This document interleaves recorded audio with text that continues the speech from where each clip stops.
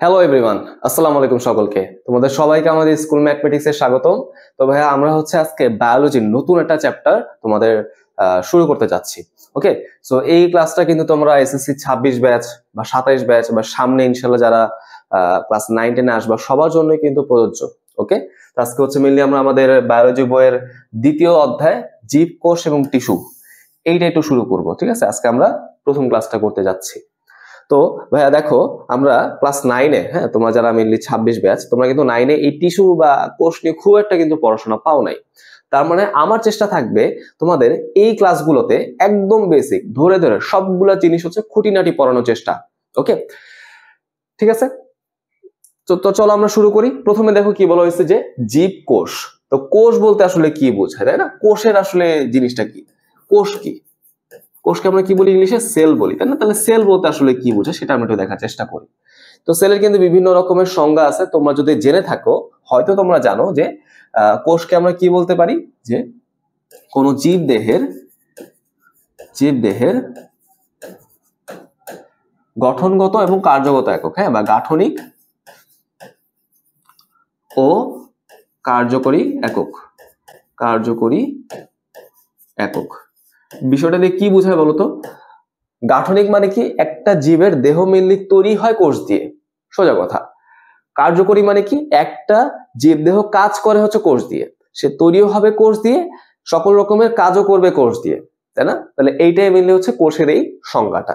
তাহলে এই সংজ্ঞাটা তো ওকে, বুঝতে পারলাম। বাট আমাদের বইয়ে আরেকটা সুন্দর সংজ্ঞা আছে, একটা বড় সংজ্ঞা আছে।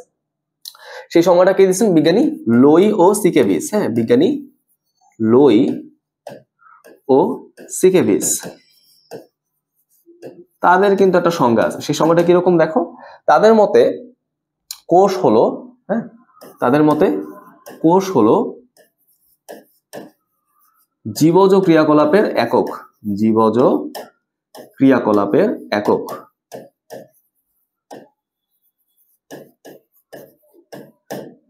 জীবজ ক্রিয়াকলাপের একক, যা একটি বৈষম্য ভেদ্য পর্দা দ্বারা আবৃত। ব্যাখ্যা করবো একটু পরে। বৈষম্য ভেদ্য পর্দা দ্বারা আবৃত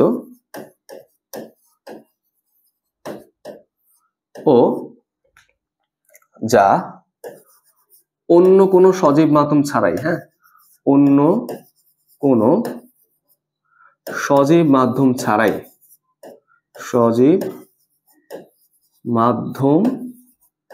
ছাড়াই নিজের কপি তৈরি করতে পারে বা প্রতিরূপ তৈরি করতে পারে। প্রতিরূপ মানে কপি, হ্যাঁ, প্রতিরূপ মানে কি? কপি। তার মানে নিজের কপি তৈরি করতে পারে। দেখছো কত বড় একটা সংজ্ঞা, তাই না? কত বড় সংজ্ঞা। এই সংজ্ঞাটা যারা লিখতে পারবা, আমি মনে করবো তারা আমার এই লেকচার থেকে একটা বড় জিনিস অর্জন করে নিয়ে যাচ্ছ। তাহলে আমরা যদি এইটা না লিখতে পারি, উপরে এই ছোট সংজ্ঞাটা লিখলেও চলবে, বাট আমি মনে করি এইটা লেখা আমাদের জন্য এখন বুদ্ধিমানের কাজ, তাই না? আমরা তো একটু বড় হয়ে গেছি, তাই না? তাহলে একটু বড় মানুষদের মতো চিন্তা করবো। দেখো, তাহলে আমাদের সংজ্ঞাটা কিরকম হয় দেখো। কোষ হলো একটা জীবজ ক্রিয়াকলাপের একক। এখন এই জীবজ ক্রিয়াকলাপ বলতে কি বোঝায়? জীবের যত রকমের কাজকর্ম আছে, তাই না? অর্থাৎ জীব যাই করবে না কেন সবকিছু কোষ দিয়ে করবে, তাই না? অর্থাৎ জীবের সব রকমের কাজের এক একটা ইউনিট কোষ, যা একটা বৈষম্য ভেদ্য বা সেমি পারমিয়েবল মেমব্রেন দ্বারা বা পর্দা দ্বারা আবৃত থাকে। এখন পর্দা বা তিন রকমের হয়: ভেদ্য, অভেদ্য, বৈষম্য ভেদ্য বা অর্ধভেদ্য বলা যেতে পারে। ভেদ্য দিয়ে যে কোনো পদার্থ আদান প্রদান হইতে পারে। অভেদ্য দিয়ে, আমি এটা লিখে দিই না, আচ্ছা এটা আমি লিখে দিচ্ছি। তাহলে পর্দা তিন রকমের হয়। তোমাদের বই এত আলোচনা নাই, আমি তোমাদের এক্সট্রা করে বলতেছি, হ্যাঁ। একটা ভেদ্য, একটা অর্ধভেদ্য বা বৈষম্য ভেদ্য, আর একটা অভেদ্য। ওকে, এরকম পারমিয়েবল, নন পারমিয়েবল, সেমি পারমিয়েবল, এরকম বিষয়টা। আচ্ছা, দেখার চেষ্টা করি কোনটা আসলে কি। দেখো, ভেদ্য মানে যাকে ভেদ করে যে কোনো পদার্থ চলাচল করতে পারে, তাই না? অভেদ্য মানে যাকে ভেদ করে কোনো পদার্থই চলাচল করতে পারবে না, এটা গেটের মতো। আর অর্ধভেদ্য বা বৈষম্য ভেদ্য মানে কি, কিছু নির্দিষ্ট পদার্থ হচ্ছে চলাচল করতে পারবে, কিছু নির্দিষ্ট পদার্থ চলাচল করতে পারবে না। তার মানে এই পর্দাটা এটা একটা স্পেশাল টাইপের পর্দা, সে হচ্ছে কিছু পদার্থকে পারমিশন দিয়ে রাখবে যে হ্যাঁ তুমি হচ্ছে আমাকে ক্রস করে যেতে পারবা, কিছু পদার্থকে পারমিশন দিবে না যে না তুমি আমাকে ক্রস করে যাইতে পারবে না। এবং সেই জিনিসটা কিভাবে ডিসাইড করে, কিভাবে সিদ্ধান্ত নেয় কাকে আমি যাইতে দিব কাকে যাইতে দিব না, এটা মিলে যখন আমরা কোর্স ঝিল্লি পড়বো ইন্টারমিডিয়েটে গিয়ে তখন আমরা বুঝতে পারবো। আপাতত জাস্ট হচ্ছে আমরা একটু বেসিক কথাটা বুঝে রাখি, আমরা বুঝে রাখলাম। হ্যাঁ, এত কিছু কিন্তু আমাদের বইও আলোচনা নাই, আমি জাস্ট তোমাদের বোঝার জন্য এই কথাগুলো বলে দিলাম।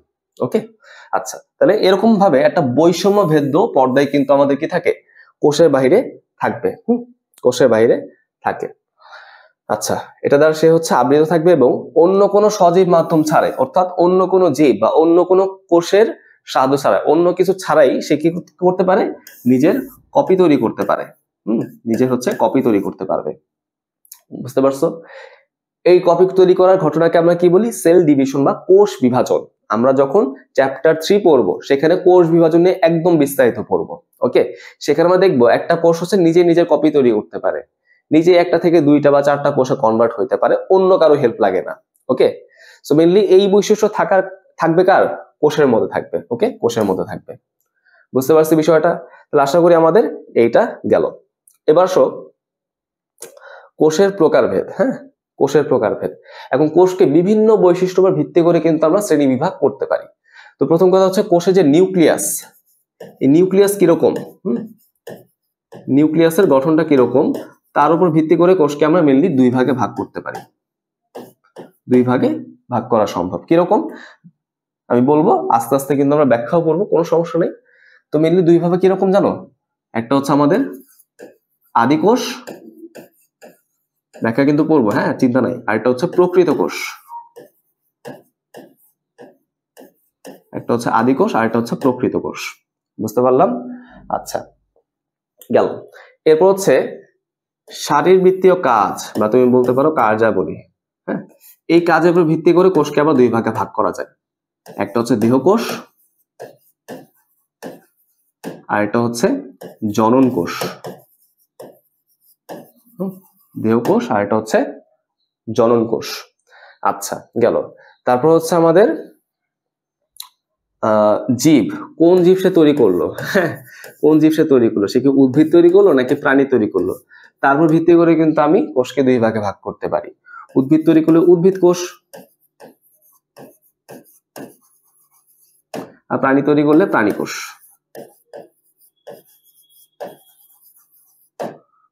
বুঝতে পারলাম? তাহলে দেখো আমাদের আদি কোষ, প্রকৃত কোষ, দেহকোষ, জনন কোষ, উদ্ভিদ কোষ, প্রাণী কোষ, এরকম বিভিন্ন ভাবে কিন্তু আমরা ক্লাসিফাই করতে পারি মোটামুটি। ওকে, আচ্ছা, সো এইগুলো নিয়ে আমাদের এখন একটু বিস্তারিত পড়তে হবে। প্রথম আমরা দেখবো হচ্ছে আদি কোষ এবং প্রকৃত কোষ, নিউক্লিয়াসের গঠনের উপর ভিত্তি করে যে আমি ভাগটা করলাম সেটা একটু দেখার চেষ্টা করি। প্রথম হচ্ছে আমাদের আদি কোষ, আর এখানে আমরা কি পড়বো, পার্থক্য আকারে যেহেতু পড়তেছি একসাথে আমরা পড়ে ফেলবো প্রকৃত কোষ। প্রকৃত কোষ, আদি কোষ, প্রকৃত কোষ। আচ্ছা, তো প্রথম কথা হচ্ছে আমি যে বলছিলাম নিউক্লিয়াসের গঠন, সেই নিউক্লিয়াসের গঠনটা আমরা এখানে দেখার চেষ্টা করি। তাহলে ধরো আমরা এখানে এই জিনিসটাকে একটু এইভাবে বলি। হ্যাঁ, প্রথমে কি দেখবো, নিউক্লিয়াস। নিউক্লিয়াসের গঠনটা কিরকম থাকে দেখো। আদি কোষে নিউক্লিয়াসটা সুগঠিত না। নিউক্লিয়াস বলতে আবার কি বোঝায়, তোমরা তো আসলে কোষ সম্পর্কে অত ধারণা নিয়ে আসো নাই, আমি সংক্ষেপে বলে দিই। একটা কোষের মধ্যে সবচেয়ে বড় যে স্ট্রাকচারটা থাকে, সবচেয়ে বড় যে গঠনটা থাকে, গোল যে গঠনটা থাকে, হ্যাঁ সেটা হচ্ছে নিউক্লিয়াস। আমরা একটু পরে দেখবো, সবচেয়ে বড় দেখা যায় ভালো মতো। সেই নিউক্লিয়াসটা কোন কোষের মধ্যে কিরকম ভাবে থাকে তার উপর ভিত্তি করে আমরা এই কোষটাকে শ্রেণীবিভাগ করতে পারি। দেখো, তাহলে আমাদের এখানে দেখার চেষ্টা করি, আদি কোষে কিন্তু নিউক্লিয়াসটা কি হয় না, সুগঠিত থাকে না, ভালো মতো তৈরি হয় না, সুগঠিত নয়। আর প্রকৃত কোষের মধ্যে নিউক্লিয়াসটা কি হবে, সুগঠিত হবে। ওকে, এটার মধ্যে কি হবে, নিউক্লিয়াসটা সুন্দর মতো গঠিত হবে। এখন এই যে সুগঠন, হ্যাঁ ভালো মতো গঠন হওয়া, এটা কিসের উপর ডিপেন্ড করে, এটা মেইনলি নিউক্লিয়াসের বাইরে কোনো পর্দা আছে কিনা, কোনো মেমব্রেন আছে কিনা তার উপর ভিত্তি করে। বলা হয় আর কি। আমি যদি বলতে চাই সেকেন্ড পয়েন্টটা, সেটা কি হবে, নিউক্লিয়ার পর্দা আছে কিনা। হ্যাঁ, নিউক্লিয়ার পর্দা আছে কিনা। দেখো আদিকোষ যেহেতু সুগঠিত নয়, তো তার মধ্যে কোনো নিউক্লিয়ার পর্দা থাকার চান্সও নাই, বাট প্রকৃত কোষটা কিন্তু সুগঠিত, তার মানে তার মধ্যে নিউক্লিয়ার পর্দা অবশ্যই থাকবে, রাইট। আচ্ছা, তারপর হচ্ছে আমাদের এর মধ্যে আরেকটা ছোট্ট গঠন আছে যেটার নাম হচ্ছে নিউক্লিওলাস। নিউক্লিওলাস, এগুলো হয়তো তোমরা এখন বুঝবা না, সামনে কিন্তু বুঝতে পারবা। হ্যাঁ, আমাদের নিউক্লিয়াসের মধ্যে যে গঠনগুলো পাওয়া যায় সেটাকে আমরা এরকম ভাবে বেশ কিছু ছোট ছোট শিরোনামে পড়তে পারি, তার মধ্যে একটা হচ্ছে নিউক্লিওলাস। আচ্ছা দেখো, আদি কোষের মধ্যে এরকম নিউক্লিওলাস থাকবে না যেহেতু সুগঠিত নয়, আর প্রকৃত কোষের মধ্যে নিউক্লিওলাস থাকবে। একদম সিম্পল কথা ভাই, কঠিন কিছুই না। হ্যাঁ, আচ্ছা এবার হচ্ছে আমাদের ছোট ছোট কোষীয় অঙ্গাণু। অঙ্গাণু, এখন বলতে পারো ভাই অঙ্গাণু বলতে আবার কি বোঝায়। অঙ্গাণু মানে আমাদের কোষের ভিতরে কি কি জিনিসপত্র আছে সেটা, সোজা কথা, কোষের ভিতরে কি কি জিনিসপত্র আছে সেই জিনিসটা, সিম্পল। তো মেনলি আদি কোষের মধ্যে এরকম কোনো অঙ্গাণু থাকে না। এরকম কোনো অঙ্গাণু আমরা পাই না আদি কোষের মধ্যে, রাইট, সাধারণত, ঠিক আছে, বেশিরভাগ ক্ষেত্রে। আর প্রকৃত কোষে আমরা কি পাবো, আমরা হচ্ছে মেনলি অঙ্গাণু পাবো। ওকে, দেখো আমি বলে দিলাম কি, আমাদের আদি কোষের মধ্যে মেনলি কোনো অঙ্গাণু পাওয়া যায় না, বাট একটা অঙ্গাণু কিন্তু পাওয়া যেতে পারে। ঠিক আছে, একটা অঙ্গাণু কিন্তু আদি কোষে পাওয়া যেতে পারে। সেই অঙ্গাণুটার নাম কি বলতো, তার নাম হচ্ছে রাইবোজোম। হ্যাঁ, তার নাম কি বলতো, রাইবোজোম। ওকে, তাহলে এই রাইবোজোম কিন্তু আদি কোষে থাকে, আবার এটা কিন্তু প্রকৃত কোষেও থাকবে। তার মানে হচ্ছে রাইবোজোম এমন একটা অঙ্গাণু যেটা আদি কোষেও পাওয়া যায়, প্রকৃত কোষেও কিন্তু পাওয়া যায়। বুঝতে পারছি বিষয়টা, আশা করি এটা আমাদের ক্লিয়ার হইলো। আচ্ছা, তো এখন যদি আমরা এখানে আরো কিছু পয়েন্ট দেখার চেষ্টা করি, দেখো আর কি বস্তু দেখতে পারি। এখানে আমরা দেখতে পারি হচ্ছে নিউক্লিয় বস্তু, নিউক্লিয় বস্তু, তাই না। তার মানে এখানে তুমি বলতে পারো হচ্ছে ক্রোমোজোম কে বোঝাচ্ছে, ক্রোমোজোম। ক্রোমোজোম কি, এটাও কিন্তু নিউক্লিয়াসের একটা উপাদান, তাই না। এখন মনে রাখবো, কোষ যেরকমই হোক না কেন ক্রোমোজোম থাকবেই, কোষ যেরকমই হোক না কেন এরকম ক্রোমোজোম থাকবে। বাট আমি কি বলতেছিলাম, আদি কোষে তো নিউক্লিয়াস নাই, তাহলে ক্রোমোজোম কি নিউক্লিয়াসের ভিতরে থাকতে পারবে না, সে কোথায় থাকবে, সে হচ্ছে নিউক্লিয়াসের বাইরে কোষের যে তরল অংশটা থাকে যার নাম হচ্ছে সাইটোপ্লাজম। যার নাম কি বলতো, সাইটোপ্লাজম। সেই সাইটোপ্লাজমের মধ্যে ছড়ানো অবস্থায় থাকবে। আমি নির্দিষ্টভাবে, হ্যাঁ, নির্দিষ্টভাবে কোনো ক্রোমোজোম দেখতে পারবো না, হ্যাঁ, কোনো নিউক্লিয় বস্তু কিন্তু দেখতে পারবো না। বাট প্রকৃত কোষে যেহেতু নিউক্লিয়াস আছে, সো এটা কিন্তু নিউক্লিয়াসের ভেতরেই থাকবে। হ্যাঁ, নিউক্লিয়াসের ভেতরে পাওয়া যাবে।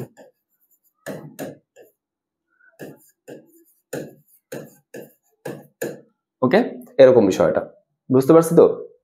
আচ্ছা, তাহলে এখানে আরেকটা জিনিস আমাদের মাথায় রাখতে হবে, দেখো সাইটোপ্লাজমে কিন্তু পুরো সাইটোপ্লাজম জুড়ে কিন্তু নিউক্লিয় বস্তু বা ক্রোমোজোম ছড়ানো থাকে না, জাস্ট একটা নির্দিষ্ট জায়গার মধ্যে ছড়ানো থাকে, বাট সেই জায়গার কোনো আবরণ নাই। এটা হচ্ছে বেসিক কথা। কি বললাম, পুরো কোষের সব জায়গা জুড়ে কিন্তু নিউক্লিয় বস্তু ছড়ানো থাকে না, একটা নির্দিষ্ট জায়গার মধ্যে নিউক্লিয় বস্তুটা ঘন হয়ে থাকে, হ্যাঁ, জড়সড় হয়ে থাকে, এরকম বিষয়টা, রাইট। সেই যে জায়গাটা সেটাকে আমরা কি বলি, নিউক্লিওয়েড। কি বলে বলতো, নিউক্লিওয়েড। তো নিউক্লিয়েট কোথায় পাওয়া যাবে বলো, আদি কোষে, হ্যাঁ, এখানে আছে। আর প্রকৃত কোষে তো নিউক্লিয়েট হওয়ার চান্সই নেই, এটার মধ্যে নিউক্লিয়াসই তো আছে, তাই তো। তার মানে এখানে নাই, এখানে নেই, সোজা কথা, একদম সিম্পল, ইজি। আচ্ছা, তারপর হচ্ছে আমাদের যে ক্রোমোজোম, হ্যাঁ, এই ক্রোমোজোমের সাথে এক ধরনের প্রোটিন আমরা পড়ে থাকি, সেই প্রোটিনের নাম কি বলতো, হিস্টোন প্রোটিন। Histone protein. দেখো যেহেতু আদি কোষে কোনো নিউক্লিয়াসও নাই, এর মধ্যে কোনো হিস্টোন প্রোটিনও থাকবে না, সোজা কথা। আর প্রকৃত কোষে যেহেতু নিউক্লিয়াস আছে, সুগঠিত নিউক্লিয়াস আছে, সো এটার মধ্যে কিন্তু হিস্টোন প্রোটিনও থাকবে। ওকে, সিম্পল না বিষয়গুলা। আচ্ছা, আর লাস্টে আমরা কি পড়বো, উদাহরণগুলা পড়বো। হ্যাঁ, উদাহরণগুলা পড়বো, উদাহরণগুলা পড়ি। দেখো মেনলি আদি কোষগুলো কি হয়, এককোষী প্রাণীগুলো হয়, সাধারণত এককোষী প্রাণীগুলোই আদিকোষী হয়। কি কি হইতে পারে বলতো? এটা মেনলি হইতে পারে আমাদের সেই ব্যাকটেরিয়া,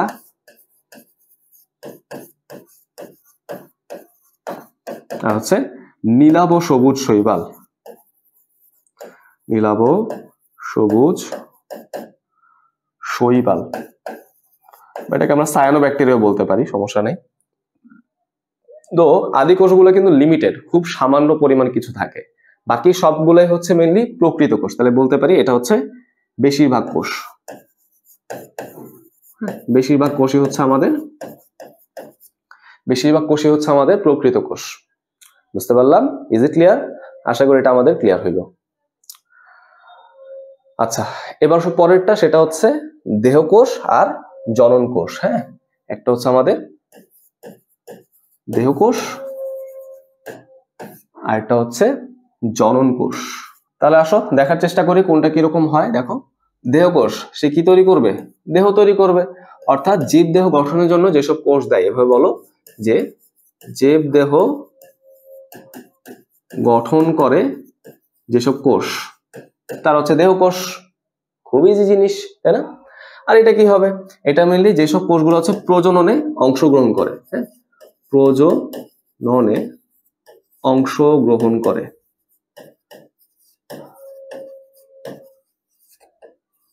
তারা হচ্ছে আমাদের জনন কোষ। নাম থেকে বোঝা যাচ্ছে ভাই, দেহকোষ দেহ তৈরি করবে, জনন কোষ জনন করবে, তাই না? খুব ইজি জিনিস, রাইট? আচ্ছা, এখন যদি আসি কোনটাকে আমরা ইংলিশে কি বলতে পারি সেটা দেখি। দেহকোষকে আমরা ইংলিশে বলি হচ্ছে সোমাইট,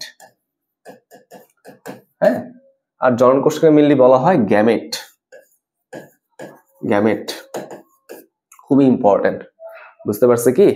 আচ্ছা, আর তোমরা যদি জেনে থাকো এই যে আমাদের দেহকোষ, এই দেহকোষগুলো কি হয় বলতো?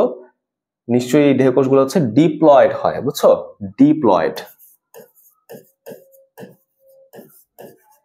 ডিপ্লয়েড হবে, যেটাকে আমরা 2n দিয়ে রিপ্রেজেন্ট করতে পারি। আবার সমস্যা আসলো ভাই, ডিপ্লয়েড বলতে আবার কি বোঝায়, তাই না? আচ্ছা দেখো, মনে রাখতে হবে একটা জীবের মধ্যে যত রকমের বৈশিষ্ট্য প্রকাশ হয় সেগুলো কিন্তু ক্রোমোজোম দিয়ে হয়। আমরা কিন্তু ক্লাস 9-এ পড়ছিলাম বংশগতিবিদ্যা, সেখানে কিন্তু আমরা দেখছিলাম যে ক্রোমোজোমের কারণে কিন্তু মেনলি জীব দেহের বৈশিষ্ট্যের প্রকাশ ঘটে, তাই না? এখন বিষয় হচ্ছে, যদি প্রত্যেকটা বৈশিষ্ট্যের জন্য একটা নির্দিষ্ট ক্রোমোজোম দায়ী থাকে সেটা হয় হ্যাপ্লয়েড জীব। যদি দুইটা ক্রোমোজোম দায়ী থাকে একটা নির্দিষ্ট বৈশিষ্ট্যের জন্য সেটা হয় ডিপ্লয়েড জীব। তাহলে ডিপ্লয়েড মানে দুইটা ক্রোমোজোম মিলে একটা বৈশিষ্ট্য প্রকাশ করে, তাই না? যেমন ধরো আমার চুলের কালার, এটার জন্য দুইটা ক্রোমোজোম দায়ী, তাই না?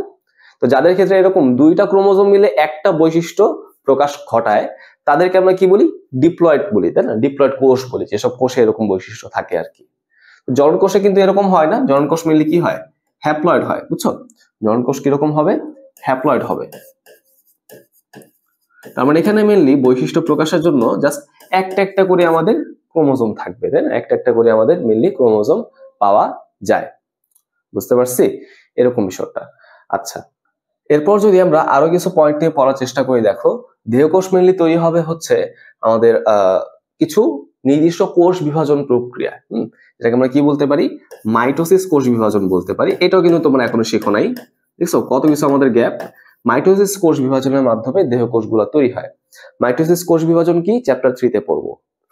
জনন কোষ মেনলি তৈরি হয় মিওসিস কোষ বিভাজনের মাধ্যমে। হ্যাঁ, মিওসিসও কিন্তু আমরা পড়ি নাই, এটাও কিন্তু আমরা হচ্ছে চ্যাপ্টার 3-তেই পড়বো। হ্যাঁ, আপাতত জাস্ট আমরা শব্দগুলোর সাথে একটু পরিচিত হই, একটু জাস্ট জেনে রাখি কোনটা কিরকম, বুঝতে পারলাম কি? আচ্ছা, সো মোটামুটি এখান থেকে একটু পড়লেই হচ্ছে, আর কিছু দরকার নেই মোটামুটি। চলো আগাই। দেখো এবার আমরা কিছু ছবি আঁকার চেষ্টা করব, ঠিক আছে? উদ্ভিদ কোষের ছবি আঁকবো, দেন আমরা প্রাণী কোষেরও কিন্তু ছবি আঁকবো, দেখার চেষ্টা করি। ধরো হচ্ছে এই আমাদের সেই কোষটা, তাই না? এই ধরো আমাদের সেই কোষটা, এটাকে বললাম আমরা কি? কোষ ঝিল্লি। কোষের বাইরে যে পর্দাটা সেটা হচ্ছে আমাদের সেই কোষ ঝিল্লি। তাহলে আমি হচ্ছে একটা একটা করে আঁকি আর লিখি, তাই না? এটা হচ্ছে আমাদের সেই কোষের পর্দা, যার নাম কি বলতো? কোষ ঝিল্লি। ঝিল্লি মানে পর্দা, কোষের পর্দা, সো কোষ ঝিল্লি, সোজা কথা, তাই না? এই কোষ ঝিল্লির বাহিরে আরেকটা বড় পর্দা থাকে, মানে একটা বড় গঠন থাকে, যেটা অনেক শক্ত হয়। কোষ ঝিল্লি কিন্তু নর্মালি অনেক ফ্লেক্সিবল হয়, অনেক নরম হয়, বাট বাহিরে আমি যে জিনিসটা এখানে আঁকলাম এটা কিন্তু অত বেশি নরম হয় না, এটা অনেক শক্ত হয়। এই শক্ত গঠনটার নাম কি? এটার নাম হচ্ছে কোষ প্রাচীর। কোষ প্রাচীর। কোষ প্রাচীর। এখন এই যে কোষ প্রাচীর, এটার মধ্যে আবার কি থাকে জানো? এটা হচ্ছে এরকম ভাবে কিছু ছিদ্রযুক্ত হয়, এরকম ভাবে কিছু ছিদ্রপথ থাকে এদের মধ্যে, বুঝতে পারছো? এটাকে আমরা কি বলি? আন্তঃকোষীয় ফাঁকা জায়গা। আন্তঃকোষীয় ফাঁক বলতে পারি আমরা, রাইট? বা এটাকে আমরা আন্তঃকোষীয় অবকাশও বলতে পারি। ওকে, বুঝতে পারছো? যে ফাঁকা জায়গাগুলো আছে না, এদেরকে আমরা মেনলি আন্তঃকোষীয় অবকাশ বলতে পারি বা আন্তঃকোষীয় ফাঁকা জায়গা বলতে পারি। সমস্যা নাই, এটা আমাদের অত বেশি গুরুত্বপূর্ণ না। আচ্ছা, গেল। এবার কোষের মধ্যে, কোষ প্রাচীরের একদম মাঝখানে একটা বড় খালি জায়গা পাওয়া যায়, একটা বড় গহ্বর পাওয়া যায়। সেই বড় গহ্বরটার নাম কি বলতো? কোষ গহ্বর। এটার নাম কি বলো? কোষ গহ্বর। কোষ গহ্বর। ওকে, কোষ গহ্বর গেল। কোষ গহ্বরের একটা সাইডে, উদ্ভিদ কোষের ক্ষেত্রে কোষ গহ্বরের একটা সাইডে কি পাওয়া যায়? এরকম করে একটা গোলাকার আমরা গঠন পাবো। ওকে, এই গোলাকার গঠনকে আমরা কি বলি? নিউক্লিয়াস। এটাকে আমরা কি বলবো বলো? নিউক্লিয়াস। এখন নিউক্লিয়াসের মধ্যে কিন্তু আরো কিছু সূক্ষ্ম সূক্ষ্ম গঠন থাকে, বুঝছো? নিউক্লিয়াসের মধ্যে এরকম ভাবে কিছু সূক্ষ্ম সূক্ষ্ম গঠন পাওয়া যায়, যেমন একটা ঘন বস্তু পাওয়া যায় যার নাম হচ্ছে নিউক্লিওলাস। এই নিউক্লিওলাসের মধ্যে এরকম ভাবে সুতার মতো পেঁচানো পেঁচানো আমরা বিভিন্ন গঠন দেখতে পারবো, যেটার নাম হচ্ছে ক্রোমাটিন তন্তু। এটার মধ্যে কিন্তু এরকম ভাবে কিছু তরল পদার্থ পাওয়া যেতে পারে যার নাম হচ্ছে নিউক্লিওলাস। ওগুলো আমরা দেখতেছি না, মানে নিউক্লিয়াস যখন আমরা পড়বো আলাদা করে, তখন আমরা খুব সুন্দর করে এই জিনিসগুলা একে একে দেখাবো, ঠিক আছে? আপাতত প্যারানোর দরকার নেই।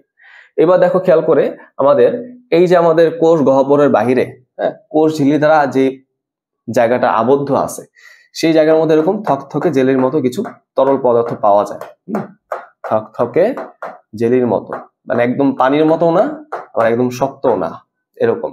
তো এই জায়গাটাকে আমরা মিললে কি বলি? সাইটোপ্লাজম। এই জায়গাটাকে কি বলা হবে? প্লাজম। সাইট মানে কোষ, আর প্লাজম মানে তরল পদার্থ, সাইটোপ্লাজম। গেল। এই সাইটোপ্লাজমের মধ্যে কিছু কঠিন কঠিন শক্ত শক্ত পদার্থ পাওয়া যায়, যার নামই হচ্ছে মেনলি সাইটোপ্লাজমীয় অঙ্গাণু, ঠিক আছে? আসলে তাহলে আমরা সেই সাইটোপ্লাজমীয় অঙ্গাণুগুলো একটু আঁকার চেষ্টা করি, দেখি তো পারি কিনা। আচ্ছা, দেখার চেষ্টা করি। প্রথমে হচ্ছে নিউক্লিয়াসের কাছে এরকম ভাবে একটা গঠন থাকে, থলে সদৃশ এরকম ভাবে একটা গঠন পাওয়া যায়, রাইট? এই গঠনটাকে আমরা কি বলি? এটাকে মেনলি বলা হয় এটাকে আমরা বলতে পারি গলজি বডি বা গলজি বস্তু, বা গোলগি বস্তু। এটাকে আমরা কি বলবো? গোলগি বস্তু আমরা বলতে পারি। আচ্ছা, আমাদের হচ্ছে এদিকে একটু জায়গা লাগবে, সো আমি এটাকে কপি করে এইদিকে নিয়ে যাই। আচ্ছা, তাহলে আমরা কিন্তু একটা গঠন আঁকলাম, গোলজি বস্তু। এরপর কি থাকে? এখানে আমাদের বেশ কিছু গোলাকার বা ডিম্বাকার কিছু গঠন থাকে, যেটা হচ্ছে মেনলি কি করে? সালোক সংশ্লেষণ প্রক্রিয়ায় নিজের খাবার নিজেই তৈরি করতে পারে। বুঝতে পারছো? বুঝতে পারছো কি? সালোক সংশ্লেষণ প্রক্রিয়ায় নিজের খাবার নিজেই তৈরি করতে পারে। তো এই জিনিসগুলোকে আমরা কি বলতেছি? প্লাস্টিড। আমরা আবার বিস্তারিত এগুলো পড়বো, সমস্যা নাই। এখানে আরো কিছু গঠন থাকে, যে গঠনগুলো কি করে? আমাদের শক্তি তৈরি করে। এরকম দণ্ডাকার কিছু গঠন থাকবে, যে জিনিসগুলো হচ্ছে আমাদের শক্তি তৈরি করবে, কোষের ভিতরে এনার্জি তৈরি করবে।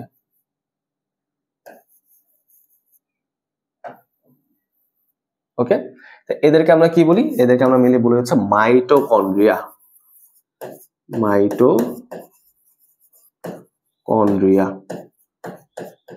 মাইটোকন্ড্রিয়া, বুঝতে পারছি কি? আচ্ছা, এরপর আর কি দেখতে পারি? এরপর আমরা দেখতে পারি এই যে নিউক্লিয়াসের সাথে এরকম ভাবে লাগানো অবস্থায় কিছু থলে সদৃশ গঠন দেখা যায়, বুঝছো? লাগানো অবস্থায় কিছু থলে সদৃশ গঠন এখানে আমরা দেখতে পারি। দেখো, এই থলেটা কিন্তু লাগানো ছিল না, বাট এইগুলো লাগানো আছে। বাট এই থলেগুলো কিন্তু লাগানো ছাড়াও থাকতে পারে, যেমন ধরো এই যে এরকম ভাবে থলে সদৃশ গঠন এখানে থাকতে পারে। ওকে, বুঝতে পারছি কি? এরকম ভাবে গঠন থাকতে পারে। তো এই জিনিসগুলোকে আমরা কি বলি? Endoplasmic reticulum. এটাকে কি বলবো বলতো? Endoplasmic reticulum. প্লাজমিক রেটিকুলাম বা জালিকা। আচ্ছা জালিকা লিখে দিই, জালিকা, এন্ডোপ্লাজমিক জালিকা। ওকে, বুঝতে পারলাম কি বিষয়টা, এন্ডোপ্লাজমিক জালিকা। তারপরে দেখো এখানে আরো কিছু ইম্পর্টেন্ট কাঠামো আছে। দেখো এই যে আমাদের যে নিউক্লিয়াসের সাথে লাগানো এন্ডোপ্লাজমিক জালিকা, তার গায়ে এরকম দানা দানা কিছু গঠন দেখা যায়, এরকম কিছু দানা দানা গঠন পাওয়া যায়। আবার এই গঠনগুলো কিন্তু এদের বাহিরেও থাকতে পারে, এরকম এদের বাহিরেও হচ্ছে এরকম ভাবে ছড়ানো থাকতে পারে। এই গঠনগুলোকে আমরা মিলি বলছে রাইবোজোম। কি বলে বলতো? রাইবোজোম। এখানে প্রোটিন তৈরি হয়, আমরা সামনে এগুলো পড়বো, সমস্যা নেই। ওকে, রাইবোজোম আমরা কিন্তু বলতে পারি। আচ্ছা, সো যত গুরুত্বপূর্ণ জিনিসগুলো আছে সেগুলো কিন্তু আমরা মোটামুটি এঁকে ফেলার চেষ্টা করছি। জিনিসগুলো মিলিয়ে আমরা এঁকে ফেলার চেষ্টা করছি। ওকে, তাহলে এগুলো হচ্ছে আমাদের উদ্ভিদ কোষ, আমরা কিন্তু বর্ণনা পড়বো, কোনো সমস্যা নাই। এবার যদি আসি আমরা প্রাণী কোষে, দেখি প্রাণী কোষটা কিরকম হয়, খেয়াল করে দেখি। প্রাণী কোষটা ধরো হচ্ছে এরকম আছে, এই যে এরকম আমরা চিন্তা করলাম এরকম, হ্যাঁ, এর বাইরে কিন্তু আর কোনো কোষ প্রাচীর নাই। তাহলে এখানে আমি যেটা আঁকলাম সেটা হচ্ছে কোষ ঝিল্লি। কোষ ঝিল্লির বাইরে কোনো কোষ প্রাচীর নাই, রাইট। তারপর হচ্ছে আমি বড় করে একটা গহ্বর আঁকছিলাম না, এই কোষের ক্ষেত্রে সেই ধরনের কোনো গহ্বর পাওয়া যায় না, পাওয়া গেলেও সেগুলো এরকম ছোট ছোট গহ্বর হয়, বুঝছো, যে এরকম ছোট ছোট গহ্বর থাকতে পারে। তো এগুলোকে আমরা কি বলতে পারি? কোষ ঝিল্লি, কি বলা, সরি, কোষ গহ্বর। কি বলবো বলো? কোষ গহ্বর। ওকে, কোষ গহ্বর কিন্তু আমরা বলতে পারি। আচ্ছা, তারপর হচ্ছে আমাদের মাঝখানে যে গঠনটা আমরা আঁকছিলাম নিউক্লিয়াস, তাই না? সেই নিউক্লিয়াসটা কিন্তু আমরা এখানে মাঝখানে পাচ্ছি, তাই না? তারপর দেখো সূক্ষ্ম সূক্ষ্ম গঠনগুলো তুমি আঁকো, তাই না? এই যে মাঝখানে আমাদের নিউক্লিওলাস পাওয়া যায়, সুতার মতো জালিকা এখানে পাওয়া যাচ্ছে, তাই না? ওকে, এর মধ্যে কিছু তরল পদার্থ পাওয়া যায় যার নাম হচ্ছে নিউক্লিওলাস। এখানে জাস্ট আমরা একটা রাফ ফিগার রাখলাম, আমরা কিন্তু বিস্তারিত নিউক্লিয়াস পড়ার সময় কিন্তু দেখবো, সমস্যা নেই। তো এটা হচ্ছে আমাদের সেই নিউক্লিয়াস। ওকে, নিউক্লিয়াস, বুঝতে পারলাম। আচ্ছা, নিউক্লিয়াসের বাইরে কি থাকে বলো? এর বাইরে থাকবে হচ্ছে সাইটোপ্লাজম, তাই না? এখানে কিন্তু এরকম ভাবে আমরা কি পাচ্ছি? সাইটোপ্লাজম পাচ্ছি।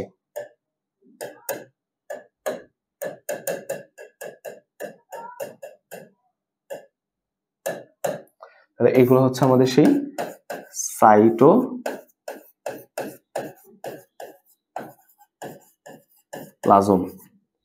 বুঝতে পারলাম, সাইটোপ্লাজম। আচ্ছা, গেল বিষয়গুলো। আচ্ছা, এবার আসো হচ্ছে আমাদের আগের মতোই, ঠিক আগের মতো এটার সাথে লাগানো কিছু গঠন আছে, যেটা আমরা কি বলতেছিলাম? এন্ডোপ্লাজমিক রেটিকুলাম, তাই না? এটাকে আমরা বলতেছিলাম হচ্ছে এন্ডোপ্লাজমিক রেটিকুলাম, তাই না? যে এটা হচ্ছে সেই এন্ডোপ্লাজমিক রেটিকুলাম।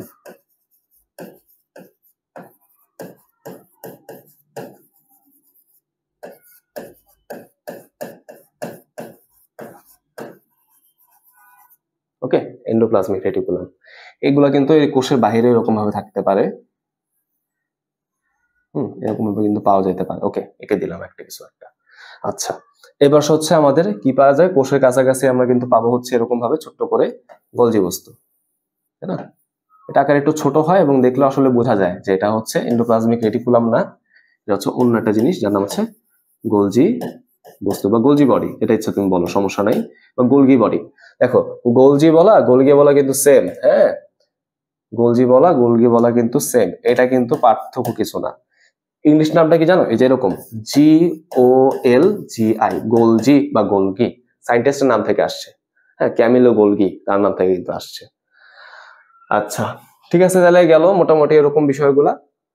আরো কি আছে? আরো কিন্তু এখানে অনেক রকমের স্ট্রাকচার পাওয়া যেতে পারে, যেমন আমরা হচ্ছে যে লম্বা লম্বা পাবো কি মাইটোকন্ড্রিয়া, বুঝছো? কি পাবো বলতো? মাইটোকন্ড্রিয়া। ওকে, এই দেখো যেরকম ভাবে আমরা মাইটোকন্ড্রিয়া পাবো।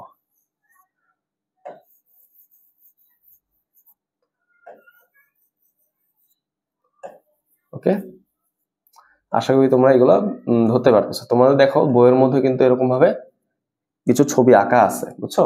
তাহলে তোমার একটা ধারণা পাবা যে আমি কি আঁকতেছি। Mitochondria,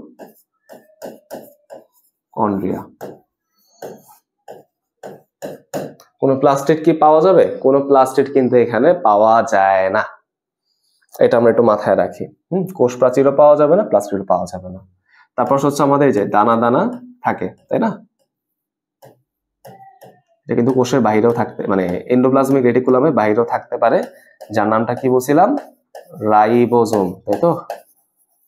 ribosome, right?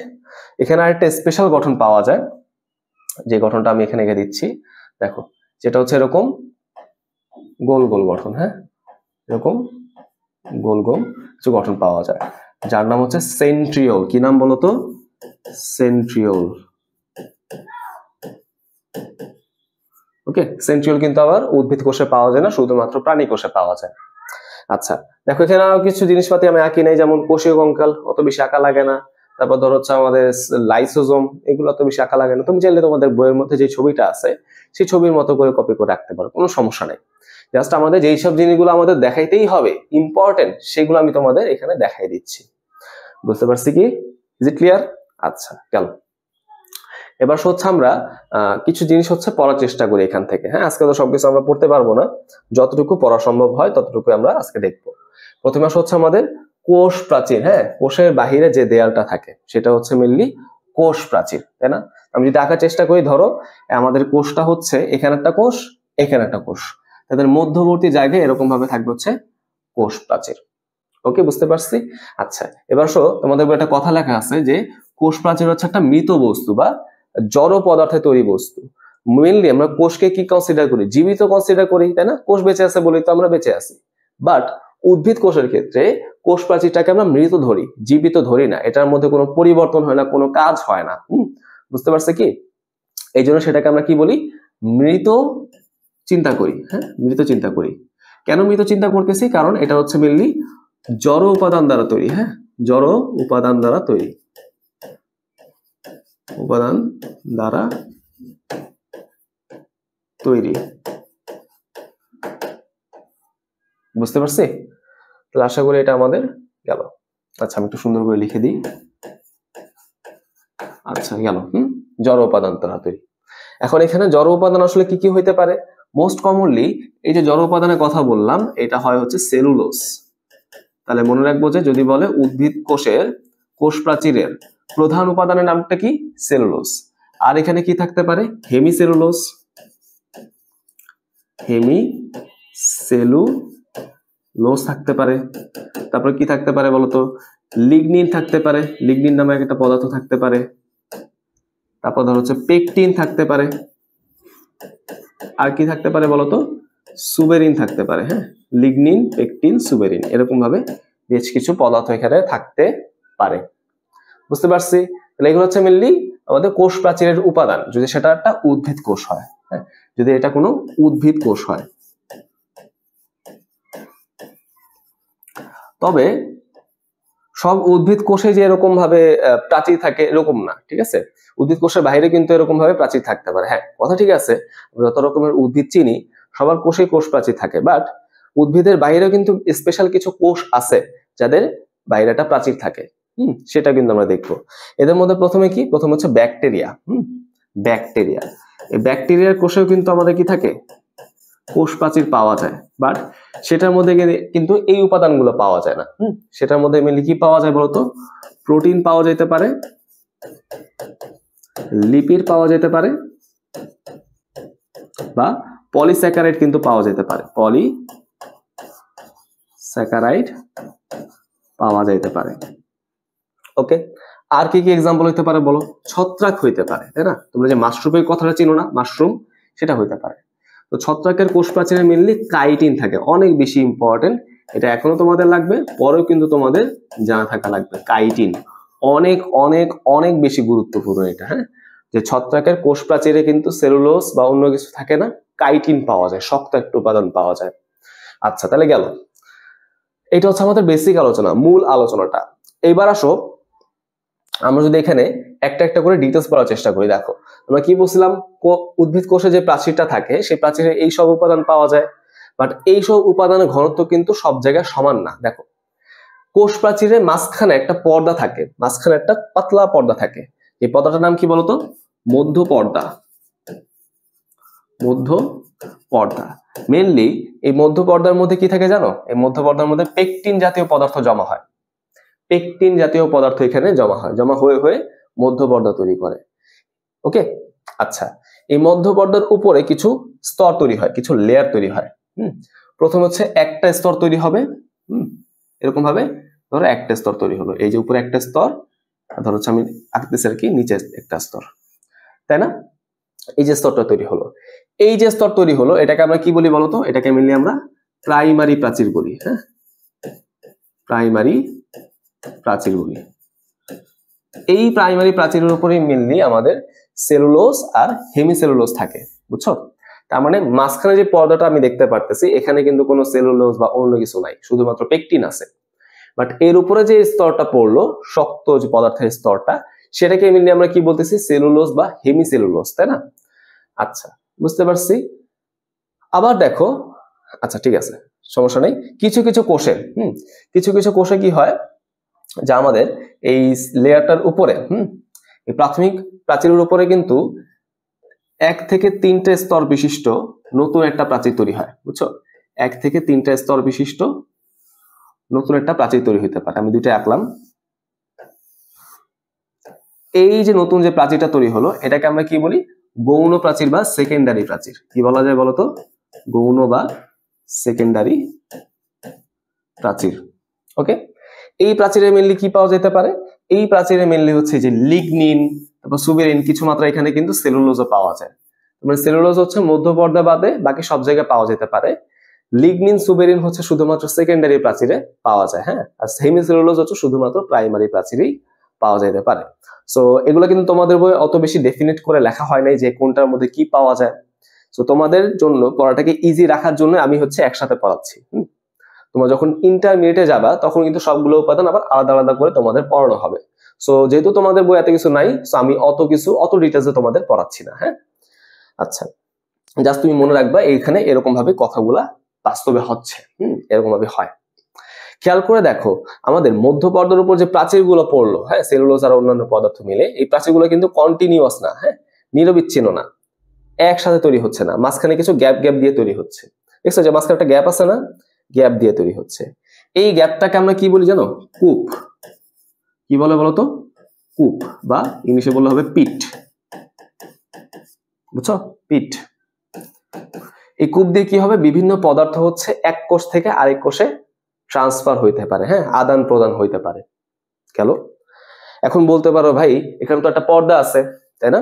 এই পর্দা কিন্তু একটা অভেদ্য পর্দা, এটা কিন্তু কোষ ঝিল্লির মতো একটা অর্ধভেদ্য পর্দা না, অভেদ্য পর্দা।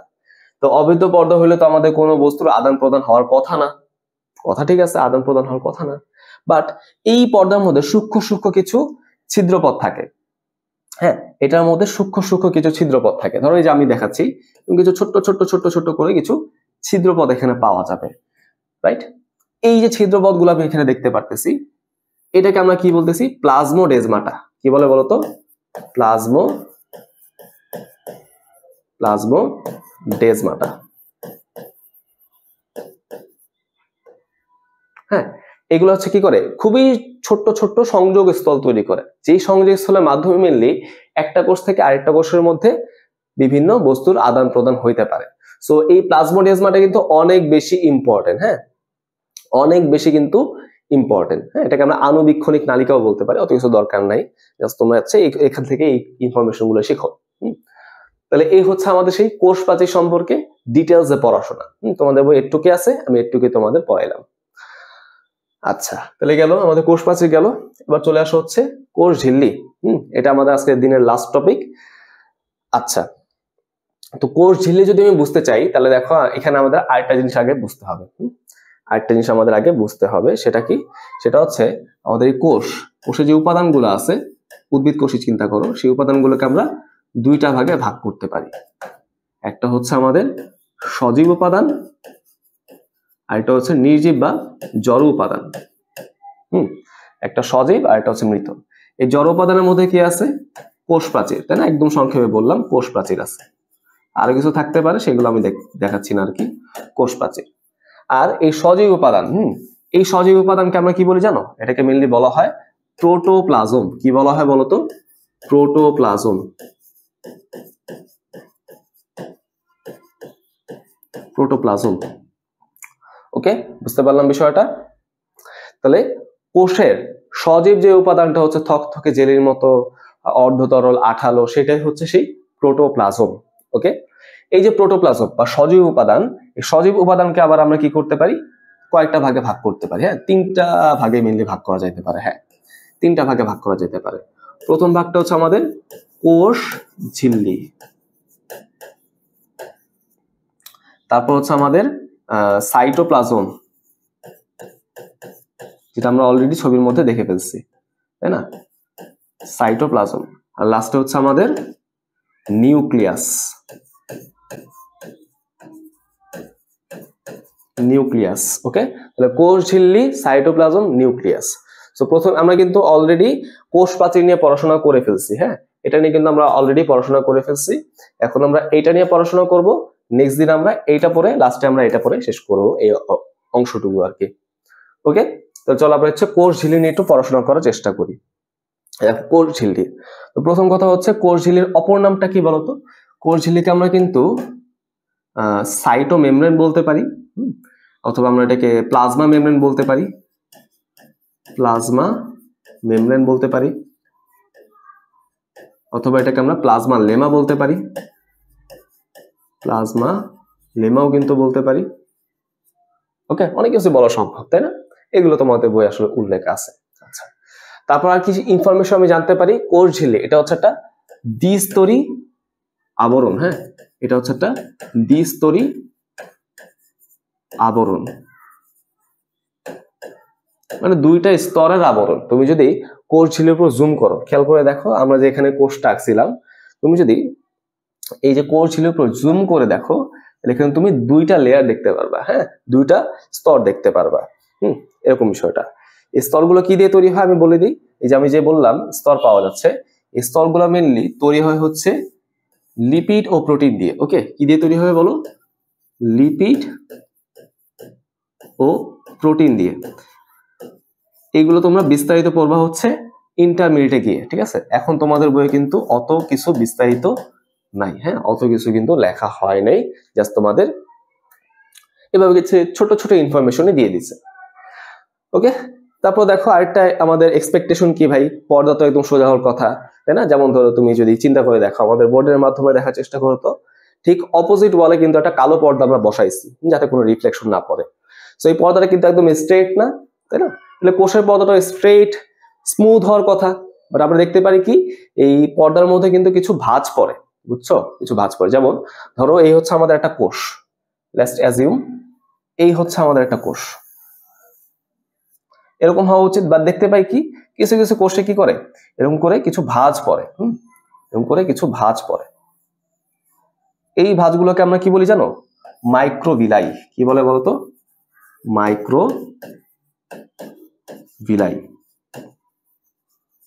তাহলে মাইক্রোভিলাই কার অংশ বলতো? এটা কিন্তু কোষ ঝিল্লির অংশ। খুবই খুবই গুরুত্বপূর্ণ এটা, বুঝতে পারছি? এটা আশা করি এটা আমাদের ক্লিয়ার হইলো। এখান থেকে আর তেমন কোনো ইনফরমেশন দরকার নেই। আর কি আর হচ্ছে কোষ ঝিল্লি কি হয়? অর্ধভেদ্য হয়, তাই না? এটা কিন্তু বৈষম্য ভেদ্য হয় বা অর্ধভেদ্য হয়। এটা কিন্তু আমরা অলরেডি এক্সপ্লেন করে ফেলছি, সো এটা আমরা এক্সপ্লেন করব না। সো আজকে লেকচারটা এই পর্যন্তই ছিল। আশা করি তোমরা পড়াগুলো বুঝতে পারছো। ইনশাআল্লাহ আমার সামনে হচ্ছে সাইটোপ্লাজম এবং নিউক্লিয়াস, এগুলো নিয়ে পড়াশোনা করব। ততদিন সবাই ভালো থাকো। আসসালামু আলাইকুম।